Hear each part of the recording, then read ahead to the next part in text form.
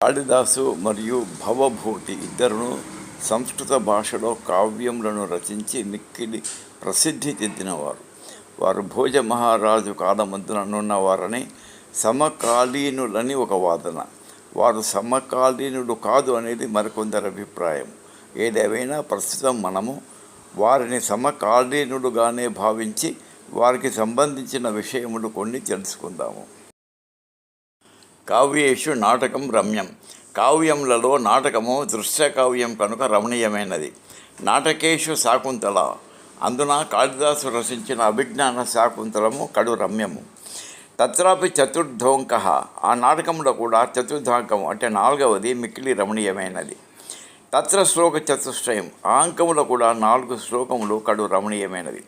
కావ్యములలో నాటకమునందలి పాత్రల సంభాషణలను వింటూ వారి హావభావాలను అర్థం చేసుకొని ఆనందిస్తాము సినిమా చూసినట్లే. కనుక నాటకము రమ్యమైనది. అందులోనూ కాళిదాసు రచించిన శాకుంతలము రమణీయమైనదన్నారు. ఎందుకంటే అందులో శృంగరాది నవరసాలు ఉన్నవి కనుక. ఇక అందులో 4వ అంకము శకుంతలను అత్తవారింటికి పంపుట అంటే దుష్యంతుని వద్దకు ఇంకా హృద్యంగమంగా ఉంటుంది. మరి అందులోని 4 శ్లోకాలు ఇంకనూ మనస్సుకు హత్తుకుంటాయి. ఎందుకంటే ఈ 4వ అంకము కరుణ రస ప్రధానమైనది. ఇక భవభూతి ఉత్తరరామచరిత్రము అనే నాటకమును రచించినాడు. రావణ వధానంతరం శ్రీరాముడు సీతాలక్ష్మణ సమేతుడై సుగ్రీవాది వానర నాయకుడు విభీషణాదులు వెంటరాగా పుష్పక విమానంకి అయోధ్యను చేరి పట్టాభిషిక్తుడవుతాడు. కొన్ని సంవత్సరాలు ఆనందంగా గడుస్తాయి.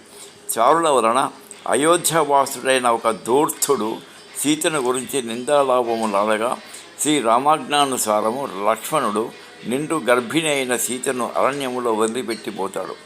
సీత వాల్మీకి ఆశ్రమంలో ఉంటూ కుశలవులకు జన్మనిస్తుంది. లవకుశ సినిమా. అశ్వమేధ యాగము సందర్భంగా శ్రీరాముడు కుశలవులను సీతామహాసాధ్విని కనుగొంటాడు. శ్రీరాముని కోరిక మేరకు సీత అయోధ్యకు వస్తుంది. కానీ సభలో కూడా ఆమె తన పాతివ్రత్యమును మరొకసారి నిరూపించుకొనవలసి వస్తుంది. దుఃఖోద్వేగముతో సీత తన తల్లి భూమాతను ప్రార్థించి భూమిలో కలిసిపోతుంది.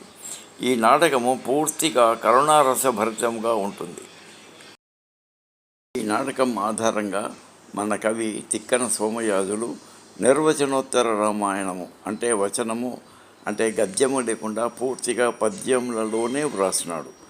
ఆ తర్వాత వచ్చిన కవి కంకంటి పాపరాజు దీనినే ఉత్తర రామాయణంగా చంపు కావ్యంగా అంటే వచనము గద్య పద్య సహితంగా వ్రాసినాడు.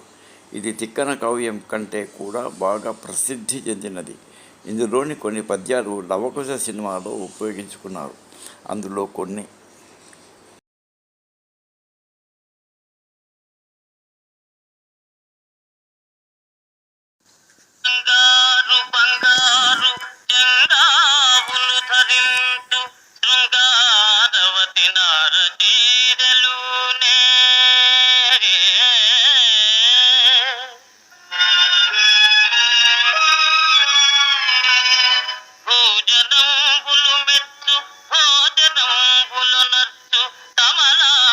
కందమూలములు నమనే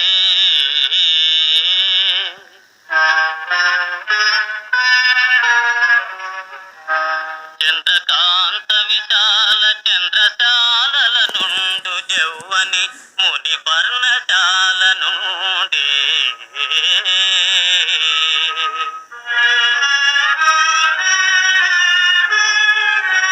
మరులుతో శ్రీరామును రముపై పవళింతు బాలికామణియుంటి పౌవడింతే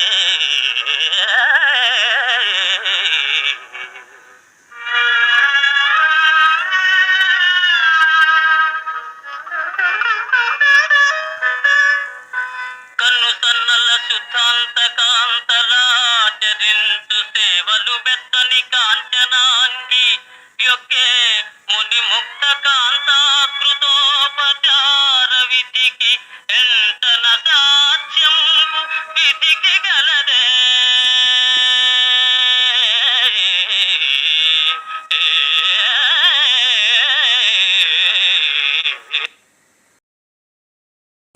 ఈ పద్యభాగానికి మాత్రం కొంత వివరణ. సీతాదేవి అంతఃపురంలో నుండినప్పుడు ఆమె పరిచర్యలను ఆమె కన్సన్నలను అనుసరించి చేసేటివారు. అయినా ఆమెకంతగా నచ్చడిది కావు, మెచ్చడిది కాదు. అట్టి భోగ భాగ్యాలు అనుభవించిన సీతాదేవి నేడు ఆశ్రమంలో మునికాంతులు చేసేటి విధులకు ఉపచార పనులకు యొగ్గినది. ఎంతగా విధికి అసాధ్యము కానిది ఏమైనా కలదా అంటే విధి బలీయము, విధి విధానమును తప్పించుకున్నటకెవరి తరము కాదు. కాళిదాసు యొక్క నాటకము శాకుంతలము గొప్పదా, భవభూతి విరచిత ఉత్తరరామచరిత నాటకం గొప్పదా అన్నప్పుడు భోజ మహారాజు ఎటూ తేల్చలేకపోతాడు. కాళికాదేవి కృపకు పాత్రుడైనవాడు, భవభూతి సరస్వతీదేవి కటాక్షమునకు పాత్రుడైనవాడు. అప్పుడు వీరిద్దరి కావ్యములను మహాదేవి మందిరానికి తీసుకుపోయి దేవి ముందుంచుతారు. అప్పుడేమైంది, దేవి ఏమి నిర్ణయించినది అన్న విషయమును తర్వాతి వీడియోలో తెలుసుకుందాము.